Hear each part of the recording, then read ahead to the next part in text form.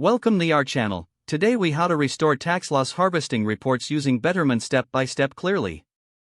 To restore tax loss harvesting reports using Betterment, start by logging into your Betterment account. Once you're signed in, navigate to the tax section on the dashboard.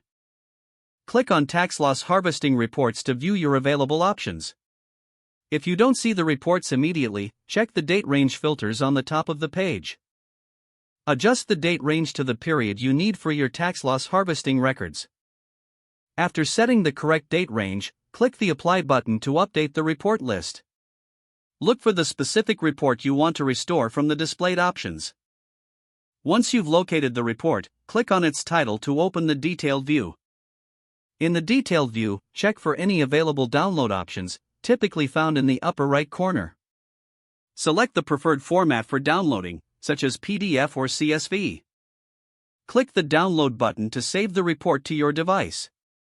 After the download is complete, navigate to your Downloads folder.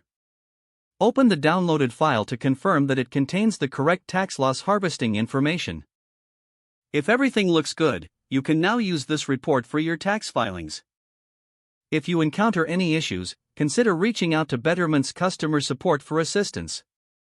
This process ensures you have the necessary data to maximize your tax efficiency. If the page does not load, refresh the browser or try again in a private or incognito window. Make sure you are using the correct email address, then retype it carefully to avoid small typos. If your password is not accepted, use the reset option and create a new strong password you can remember. Check your spam folder for verification or security emails, then complete any requested confirmation steps. Enable two-factor authentication if available to improve account security and reduce unauthorized access risk. After signing in, review your profile details so your contact information and settings are accurate and current.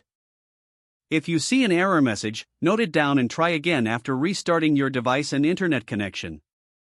Log out when you finish, especially on shared devices, to keep your account and payment information secure.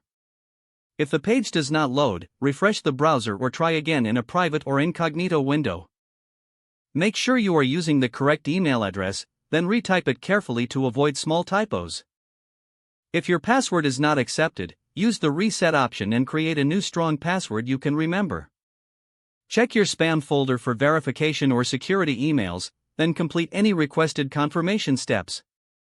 Don't forget to like this video and subscribe to our channel for more step-by-step tech guides.